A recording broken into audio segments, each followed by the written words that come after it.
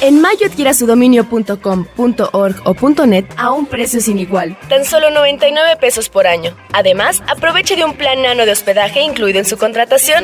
Suempresa.com, líder de web hosting en México. Las heridas pueden ser físicas o mentales, pero el crimen deja cicatrices en todo lo que toca. Aunque los factores que lo generan son complejos, este crece cada día como un cáncer que consume a nuestra sociedad. Esto obliga a los agentes de la ley a auxiliarse de métodos científicos modernos, como la psicología y la criminalística.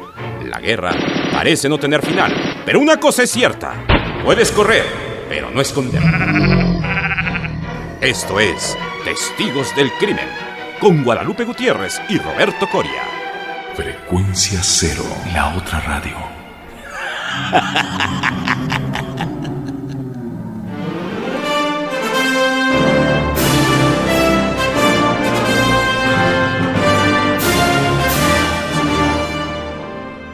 Y bueno, estamos aquí en una emisión más de Testigos del Crimen y estamos muy contentos y muy emocionados por todos los comentarios que nos han hecho, todas las sugerencias que bueno, ya estamos trabajando en ellas, queridos escuchas.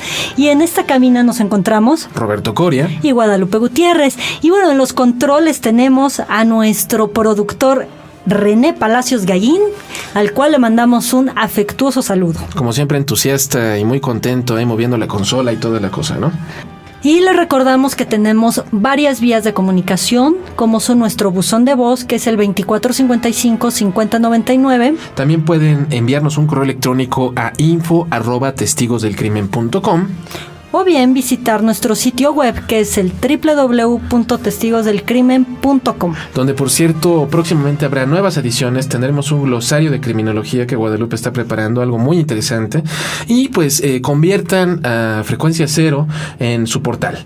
Querida Guadalupe, el día de hoy pues vamos a hablar acerca de un caso inquietante, un caso que de alguna manera pues está enraizado en un ser, pues yo diría prácticamente arquetípico ya del folclore de muchos pueblos, y es el vampiro. El vampiro, que este ser bebedor de sangre, este ser sobrenatural, que de acuerdo al diccionario Oxford es el reviniente que regresa de la tumba para acechar a las personas que le rodearon en vida y para alimentarse de su sangre. La sangre, como en muchas ocasiones hemos hablado, la sangre sinónimo de vida, cuya ausencia significa la muerte y que tiene muchísimas connotaciones para todos los pueblos. Además que psicológicamente el color rojo de la sangre nos remite completamente a lo pulsional. Y hemos de mencionar que lo pulsional, desde el aspecto psicoanalítico, tiene dos vertientes o dos caminos. Uno es hacia la muerte y la otra es hacia la vida, es decir, hacia lo tanático o hacia lo erótico. Exacto. Pero los dos son pulsionales y curiosamente ambos se conectan con este color rojo, por eso es tan importante en la vida, digamos, por toda esta parte pulsional del hombre. Tienes razón, y en el mito del vampiro también converge de manera muy importante esos dos aspectos, la muerte y la sensualidad, el eros y el thanatos. El vampiro, de alguna manera, bueno, pues es una criatura que está presente en prácticamente todas las culturas del planeta, desde la antigua Grecia, desde la antigua Roma, en las leyendas hebreas. En un programa anterior mencionábamos acerca de Lilith, la primera figura relacionada con el vampirismo femenino. Tenemos vestigios en China, en Mesopotamia, en nuestra propia cultura, en el México prehispánico. En el Popol Vuh encontramos alusiones a criaturas bebedoras de sangre. Entonces es un mito que está presente, es un mito que incluso los niños conocen. Y la figura del vampiro, de alguna manera, es popular para todos nosotros gracias a las bellas artes, gracias al cine, gracias a la literatura. Jorge Bergoengoitia, este escritor, decía en alguna ocasión que la gente común sabe más de los vampiros que de los otomíes. Y es cierto, o sea, queridos escuchas, muy verdadero. Yo creo que si a cualquiera de ustedes les pregunto ¿qué es un vampiro?, me pueden dar una idea muy clara acerca de su estructura. Es un ser nocturno, se alimenta de sangre de las personas, le ahuyenta la luz del sol, le teme al ajo, a la cruz, al crucifijo, etcétera, etcétera. Pero ¿cuántos me pueden decir dónde están asentados los otomíes? La cultura otomí, que lo componen, etcétera, ¿no? Es bueno. Pero la figura de la que vamos a hablar el día de hoy está pues íntimamente relacionada con el mito del vampiro. Porque más allá de tratarse de un vampiro ficticio, se trata de un vampiro de la vida real, obviamente en el sentido pues alegórico, porque sus acciones, sus crímenes, la naturaleza de las atrocidades que cometió nos remiten a este ser. Sí, porque él lo que hacía y los crímenes que cometió siempre giraban alrededor de la sangre. Exactamente. Pero ¿qué te parece si nos introduces hacia el caso?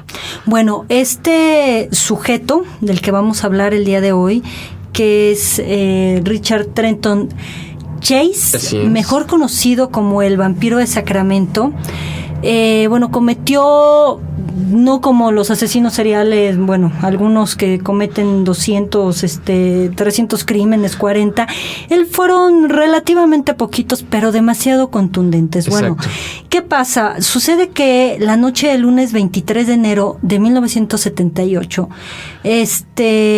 un veterano de la policía acerca de homicidios, Russ Vorpagel, atiende un llamado. Uh-huh. Llega a la casa de un señor que era un chofer de una lavandería. El cuate tenía 24 años. Muy chavito. David Wallin, exactamente. Uh-huh. Estaba muy joven. Y él llega a su casa y cuando sube las escaleras y llega a la recámara, a la habitación, se encuentra con un escenario completamente espeluznante, atroz y sanguinario por demás. Uh-huh. Encuentra a su mujer, quien tenía 3 meses de embarazo, esta chica llamada Terry, uh-huh. Acostada en su cama, uh-huh. abierta en canal, uh-huh. con las vísceras sacadas, algunas se veían mordidas, uh-huh. fuera tenía también cortaduras en los muslos, uh-huh. la habían sacado, la habían vaciado, ¿no? Uh-huh. Tenía mordidas, era una cosa espantosa, realmente, sangre por todos lados y además algo demasiado desorganizado para esto. Digo, este veterano que ya llevaba años en el departamento de homicidios del FBI quedó atónito, uh-huh. quedó completamente frío ante el cuadro. Entonces se podrían empezar a dar una idea de con quién estaban tratando, con alguien sanguinario, con alguien que no le temblaba la mano en el sentido de matar, extraer las entrañas y ultrajar, porque además, en otros casos sodomizaba. Uh-huh. Era algo realmente terrible, ¿no? Y algo de lo que más le llamó la atención a los investigadores es que encontraron varios recipientes, algunos de ellos de yogur, de estos envases plásticos desechables, con sangre de la víctima.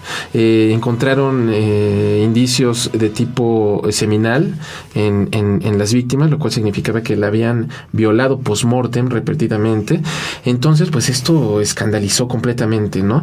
El hombre, Vorpagel, se dio cuenta que era un crimen que rebasaba todos los parámetros de los asesinatos cometidos en la localidad, y fue como decidió involucrar a un viejo amigo suyo, que pues es una figura recurrente y admirada por nosotros aquí en Testigos del Crimen. Es casi nuestro ídolo. Exactamente, que es Robert Ressler, el hombre que durante 20 años trabajó para el FBI cazando asesinos seriales y que acuñó el término.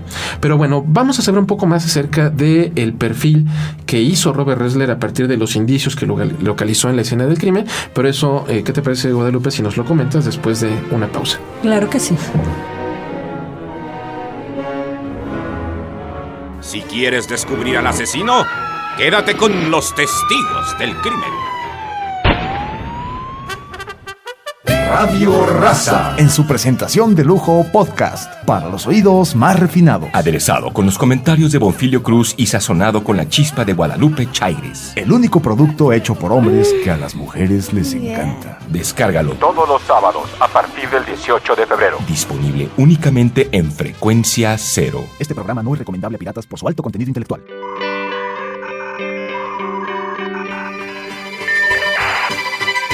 www.frecuenciacero.com.mx. Frecuencia Cero, la otra radio. Un nuevo medio para una nueva generación.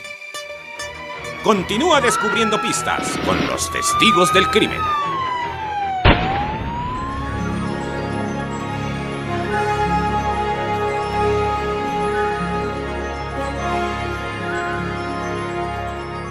Estamos de regreso en Testigos del Crimen.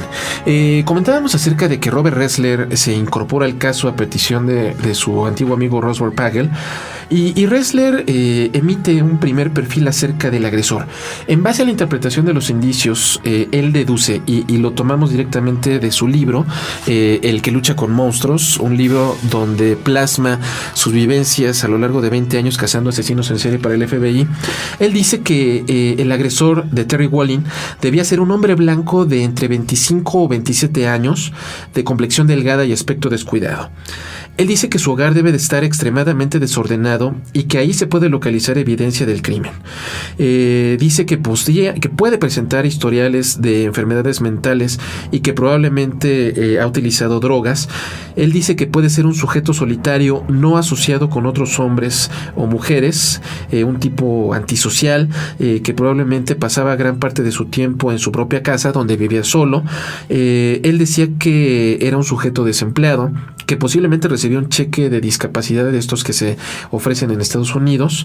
Él decía que si vivía con alguien, seguramente sería con sus padres, pero que esto último era improbable. Y finalmente, él dice que no podían tener antecedentes militares y que seguramente tenía una educación universitaria trunca y que probablemente sufría de una o de varias formas de psicosis paranoides. Pues esto nos da muchísimas pautas, ¿no? Para interpretarlo. ¿Tú qué opinas de este perfil, Guadalupe? Bueno, estamos hablando de una persona completamente desorganizada. No solamente desorganizada en el afuera, ¿no? Aquí vamos a hacer una pequeña distinción cuando hablamos de afuera y adentro, ¿no? Afuera, bueno, van a ser obviamente todas estas partes que en lo que vivimos, en lo que convivimos comúnmente, y lo de adentro, bueno, toda nuestra organización psíquica, emocional, interna. Bueno, este sujeto era una persona desorganizada internamente, y esta desorganización interna la llevaba también en el afuera.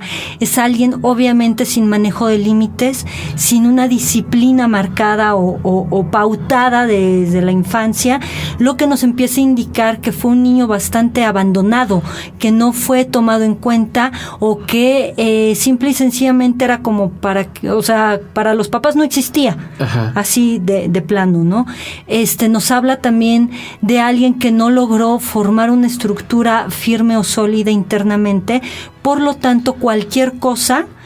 Hagan de cuenta, hablando de estructura, yo siempre pongo el ejemplo en clases, mis alumnos, etcétera, como de estas casas de los tres cochinitos. Ajá. Recordamos el cuento, ¿no? Sí. Uno tenía su casa de paja, el otro de madera y el otro de cemento, ¿no? Pero ladrillos.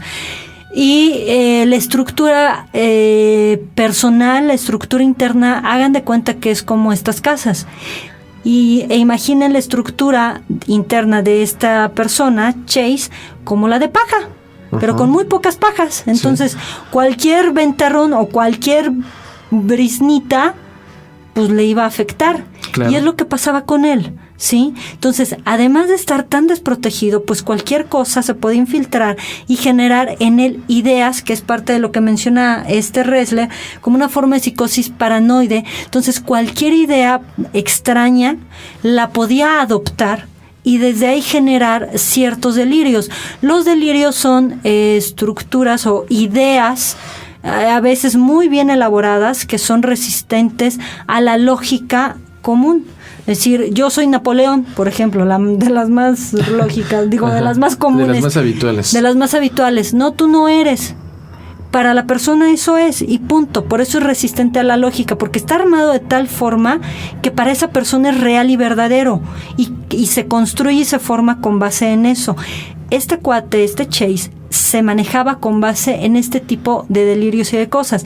Ahora bien, ¿con base desde dónde? Pues de esta infancia abandonado, solitario. Parte de lo que se conoce de él es que él mataba animales, chupaba la sangre, tiene una madre esquizofrénica y alcohólica, el padre los abandona cuando él era muy pequeño, y él empieza con visitas al psiquiátrico y con estancias, y hemos de recordar que cada visita al psiquiátrico, cada internamiento va causando mayor no sé, dolor, y además es deplorable cada vez que van saliendo de los psiquiátricos, y fue lo que pasó con Chase. Entonces aquí chupa la sangre de los animales, cree que le van a hacer daño, cree que hay conspiraciones por todos lados. Entonces él empieza a desarrollar todo este cuadro, y cuando sale pues no tiene a dónde ir. Uh-huh. Y entonces bueno, pues se encuentra en una casa solo, abandonado, y mucho de este perfil que maneja Ressler,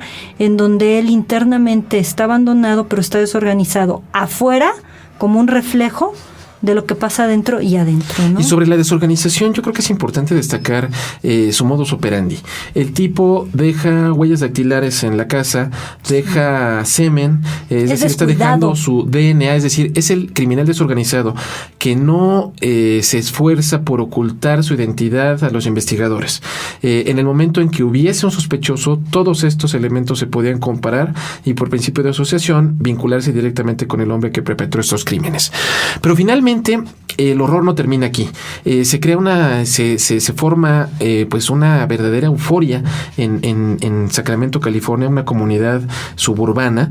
El caos pues llega a un punto límite cuando 3 días después, es decir, el jueves 26 de enero del 78, nuevamente el asesino vuelve a matar. Esta ocasión, las víctimas fueron una mujer de 36 años llamada Evelyn Miroth, su hijo Jason, un amigo de la familia llamado Daniel Meredith, de 52 años, y el asesino secuestra a un bebé de 22 meses de edad, Michael Ferreira, sobrino de la víctima principal de Evelyn, y esto pues aumenta la alarma y aumenta la presión para que los investigadores lleguen hasta el asesino. Pero ¿qué te parece si vamos al desenlace de la historia después de esta pausa?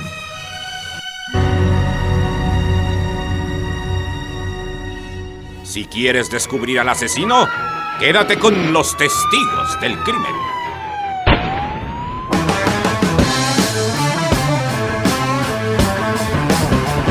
El rock es universal. Lo electrónico nos invade. Pero hay un ritmo que te hace sentir en tu frecuencia.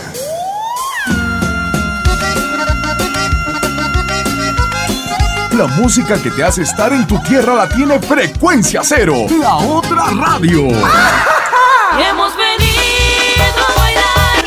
Frecuencia Norte, la música popular mexicana y el cariño de tu gente, todos en un mismo sitio. Frecuencia Norte. Cada semana, captura tu frecuencia en el norte. Frecuencia Norte tiene tu música. Interplanet presenta su nueva división, Frecuencia Cero, la otra radio. La primera propuesta formal de producción de contenidos podcast en México. Frecuencia Cero, la otra radio. Porque la radio se está quedando sin oyentes.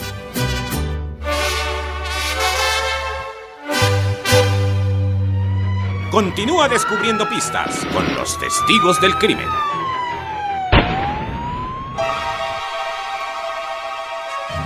Y bueno, ya estamos aquí de regreso en Testigos del Crimen. Y bueno, completamente sorprendidos, y yo la verdad asqueada por todas las cosas que hacía este hombre, ¿no? Y pues en este segundo crimen el asesino introdujo algunas variantes. En este caso la policía encontró que el asesino había disparado un arma de calibre 22 en contra de las personas. La mujer era la víctima primaria. Con ella de vuelta se ensañó, la abrió en canal, extrajo y mutiló órganos internos, el mismo patrón de que bebió su sangre. El agresor se encontró indicios de que también había sido violada post-mortem por el agresor en repetidas ocasiones, porque había una pues cantidad inusual de líquido seminal. Entonces, pues obviamente la policía tenía un equipo impresionante desplegado en toda la zona. Estaban muy alarmados porque el bebé había desaparecido, niño de 22 meses que estaba vigilando Evelyn Miroth, estaba de babysitter. El asesino comenzó a cometer errores. Se robó la camioneta de la mujer.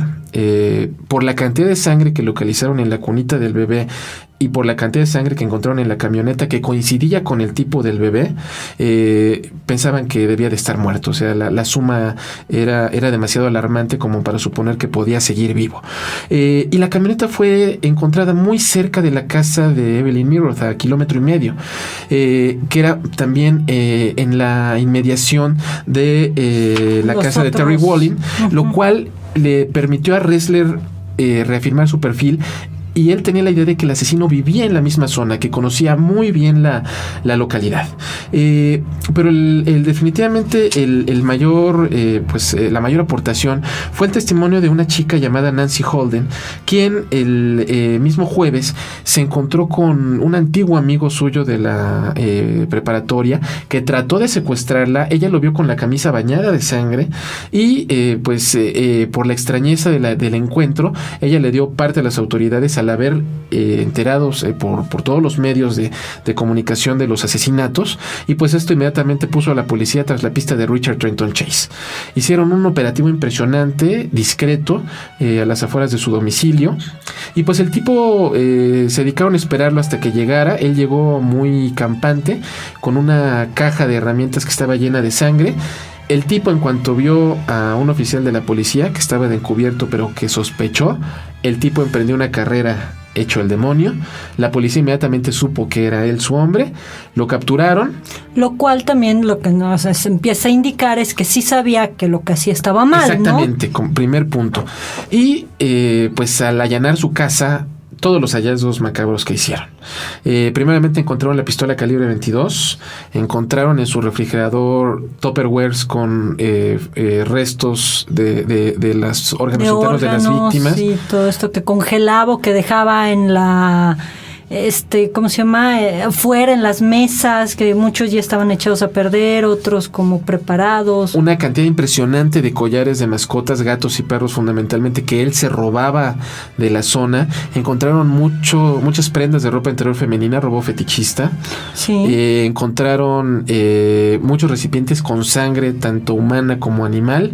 Y pues el tipo, no había ninguna controversia de que él era el asesino, que los medios bautizaron como el vampiro de Sacramento. Sí, porque además encontraron evidencia de, así como lo había mencionado Ressler, de cosas de la víctima las van a encontrar en su casa, y en efecto, ¿no? Uh-huh.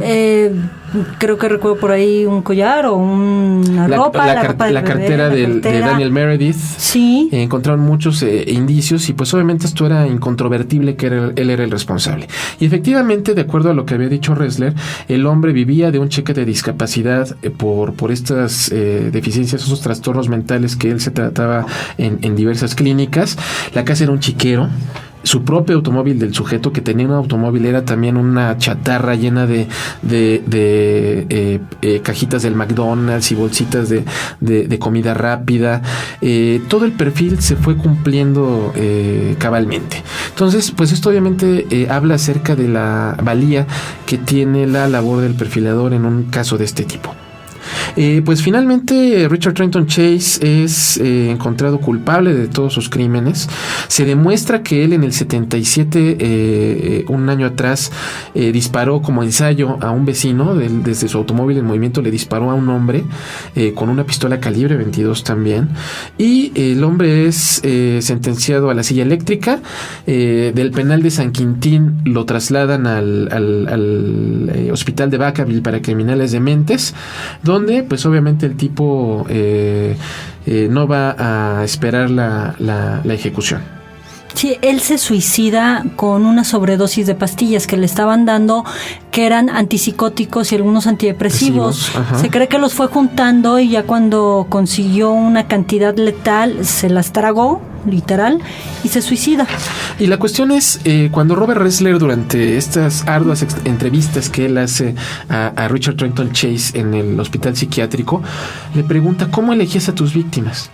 Y eso fue el aspecto que más llamó la atención. Él decía que simplemente iba de casa en casa, y que la casa que encontraba con la puerta abierta significaba que podía pasar y que lo estaban invitando. De igual manera que en el mito del vampiro, el vampiro solamente puede acceder al hogar cuando se le invita. El hombre, otro aspecto inquietante es que en su casa encontraron un calendario marcado con 40 fechas más de 1978, presumiendo que en esas fechas él iba a volver a matar. Afortunadamente, nunca sabremos si Richard Trenton Chase pudo haber cometido todos los crímenes que tenía planeados. Sí, pero de aquí, antes de despedirnos, bueno, es plantear por qué fue todo esto. Él armó todo un delirio en esto en esta psicosis paranoide. Él creía que los extraterrestres, había rollos de conspiración de nazis con extraterrestres. Y que estaban en su preparatoria. Exacto, que estaban en su preparatoria, pero que además le iban a hacer daño a él y a la humanidad y que querían exterminarlos.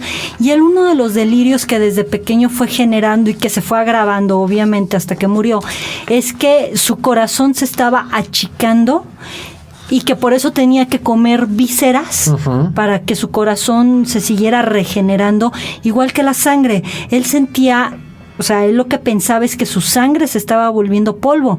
Y bueno, pues sin la sangre uno no vive. Y él lo que cree es, si su sangre se está volviendo polvo, él tenía que reemplazar esa sangre. Y es por eso que él bebía estos brebajes de sangre y preparaba con los hígados, sesos, etcétera, en la licuadora como si fueran papillas y se lo comía para él poderse regenerar internamente. Que es una sensación que muchos psicóticos de un nivel grave, avanzado, tienen de me estoy vaciando y ya no tengo nada y tengo que volverme a llenar. Entonces tenemos toda esta línea psiquiátrica muy seria, muy interesante acerca de él. Y bueno, junto con todo este perfil magnífico que hace Ressler, bueno, se puede hacer un retrato bastante preciso, no solamente de Chase, sino de mucha gente, ¿no?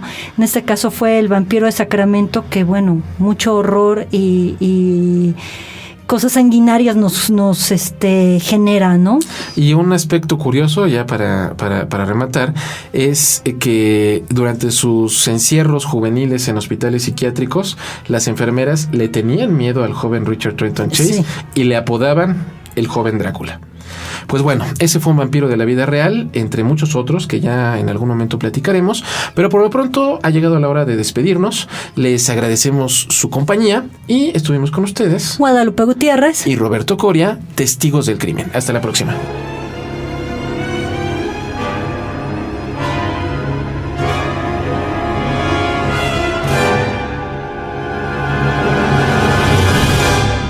Esto fue Testigos del Crimen con Guadalupe Gutiérrez y Roberto Coria. Mantente en contacto con nosotros en www.testigosdelcrimen.com o al teléfono 24 55 50 99. Testigos del Crimen, un programa más de Frecuencia Cero, la otra radio. Lo mejor de la radio en la palma de tu mano.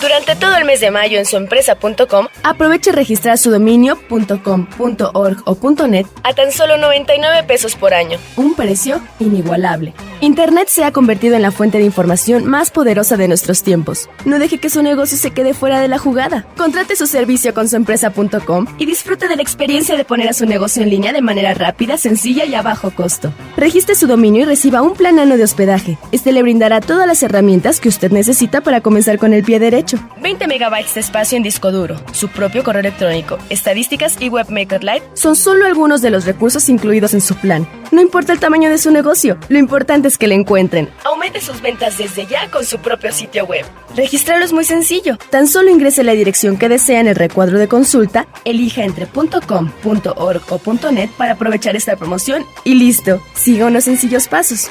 Con suempresa.com, su negocio en la red hoy mismo. Suempresa.com, líder de web hosting en México.